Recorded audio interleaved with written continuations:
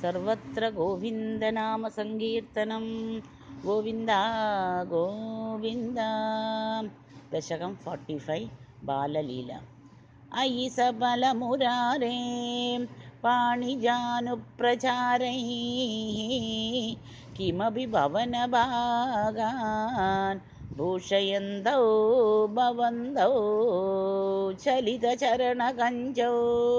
मञ्जुमञ्जीरशिञ्जाश्रवणकुतुकभाजौ चेरतुः चारुवेगात् मृदु मृदु विहसन्तौ उन्मिषद्दन्तवन्तौ वदनपतितकेशौ दृश्यपादाब्जदेशौ भुजगलितकरान्तव्याकलत्कङ्कणाङ्गौ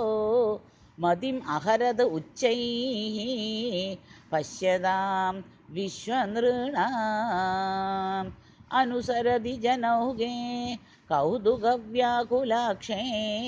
किमपि कृतनिनादं व्याहसन्तौ द्रवन्तौ वलितवदनपद्मं पृष्ठतो दत्तदृष्टि किमिव न विदधादे कौतुकं वासुदेवा द्रुतगतिषु पतन्तौ उत्थितौ लिप्तपङ्गौ दिवि मुनिभिरभङ्गैः सस्मितं वन्द्यमानौ द्रुतमदजननीभ्यां सानुकम्बं गृहीतौ मुहुरपि परिरब्धौ द्राग्युवां चुम्बितौ च श्रुतकुजभरमङ्गे धारयन्ती भवन्तं तरलमधियशोधा स्तन्यदा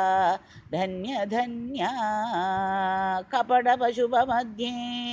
मुग्धहासाङ्कुरं ते दशनमुकुलहृद्यं वीक्ष्य वक्त्रं जहर्षा तदनुचरणचारी दारकैः साकमारात् निलयतदिषु केळन् बालचापल्यशाली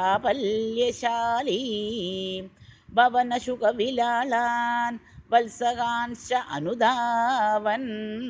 कथमपि कृतहासैः गोपकैः वारितो भूः हलधरसहितः त्वं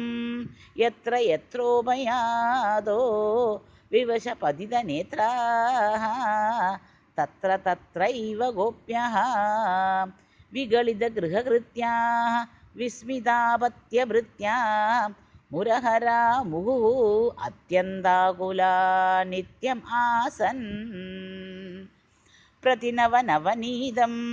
गोपिका दत्तम् इच्छन् कलपदमुपगायन् कोमलं क्वापि नृत्यन् सदय युवति दे लोकैः अर्पितं सर्पिः अश्नन् क्वचन नवविपक्वं मुदुग्धमप्याभिभस्त्वं मम खलु बलिगेः याचनं जातमास्ताम् इह पुनरबलानाम् अग्रतो नैव कुर्वे इति विहितमतिः किं देवा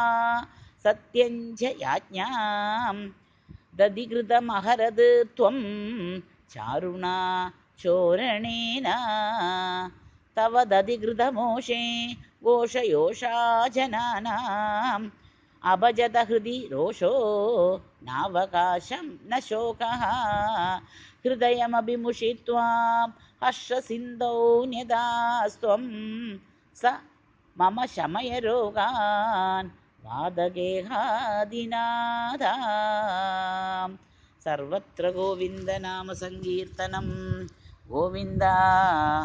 गोविन्द।